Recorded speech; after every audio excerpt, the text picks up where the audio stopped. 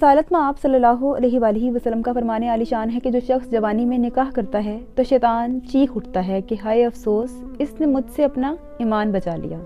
हमारे माशरे पे ज़रा नज़र दौड़ाइए तो सबसे लेट जो है वो बच्चे का निकाह किया जाता है कि बच्चा 30 साल, बच्चा क्या वो आदमी बेचारा 30 साल का 35 साल का हो जाता है और उसके बाद जो है उसकी फिर शादी हो रही होती है। तो ये अफसोस का मुकाम है। उससे पहले जब से वो बालिग हो जाता है उससे कितने गुनाह सरज़द हो सकते हैं।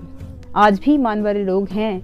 जो अपने नफ्स को कंट्रोल करना जानते हैं, लेकिन ये माँ बाप की तरफ से ज़्यादती है कि बच्चों का निकाह लेट किया जाए, इस वजह से कि बच्चा अभी जो है सही नहीं कमा रहा, वो जितना भी कमा रहा। उनके नबी पाक सल्लल्लाहु अलैहि वसल्लम का फरमाने आली शान है कि तुम निकाह करो, अल्लाह तुम्हें गनी करेगा। तो हमारा इस पर ईमान क्यों नहीं है? वैसे हम हर बात समझते हैं, अकल शऊर रखते हैं, अपने मामलात में बहुत ज़्यादा एक्स्ट्रा ऑर्डिनरी तेज़ होते हैं, लेकिन अफसोस का मुकाम ये है कि हमारे माशरे में ज़िना इतना आम हो गया है कि लगता है कि ये इस्लामी माशरा है ही नहीं। आप जिसको देख लें, आम से आम लोग उठा लें, सारे ऐसे नहीं है यकीनन, लेकिन मेजॉरिटी जो है वो गुनाहों की तरफ माइल हो चुकी है, क्योंकि हमारे हाथ में मोबाइल हैं। उस मोबाइल में हम कुछ भी देख सकते हैं, कुछ भी कर सकते हैं, किसी से भी रब्ता कर सकते हैं, और माँ बाप को मालूम ही नहीं होता कि उनके सर कितना बड़ा गुनाह है जो आता जा रहा है। तो माँ बाप से इसका सवाल किया जाएगा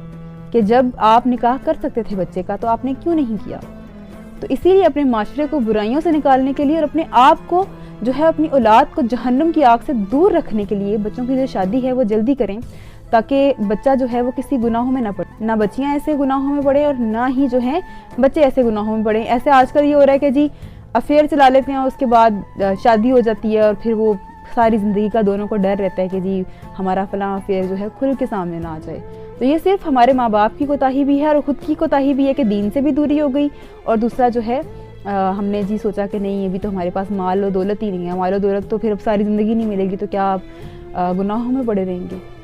तो जो निकाह है वो आपकी ज़िंदगी में खैर व बरकत लाता है, और निकाह जो है वो आपके लिए आसानियाँ पैदा करता है।